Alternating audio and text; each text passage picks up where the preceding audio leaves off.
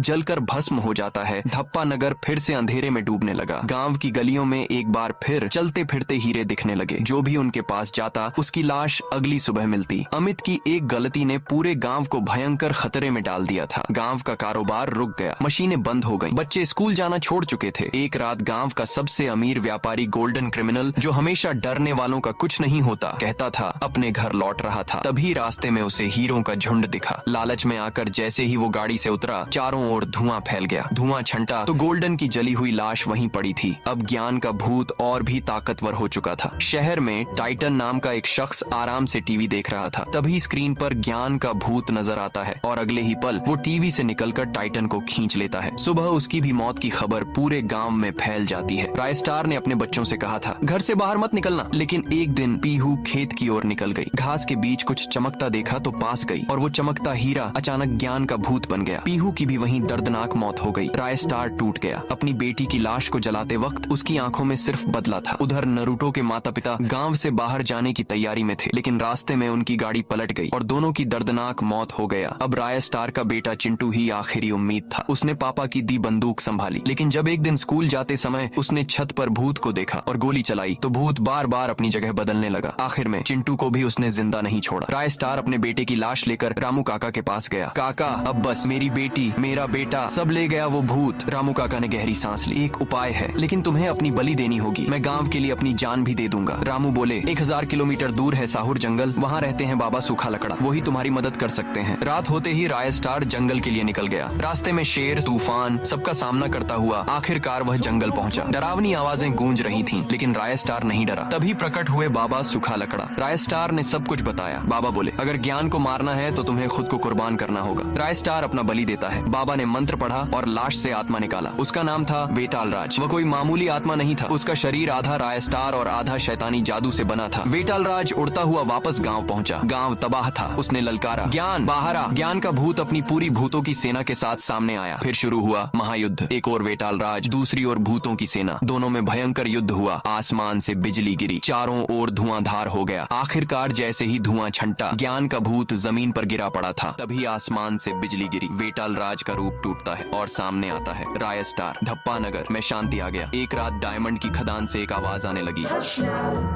No one can hear me scream here. क्या धप्पा नगर फिर से भूतों का गुलाम बन जाएगा या कुछ और पार्ट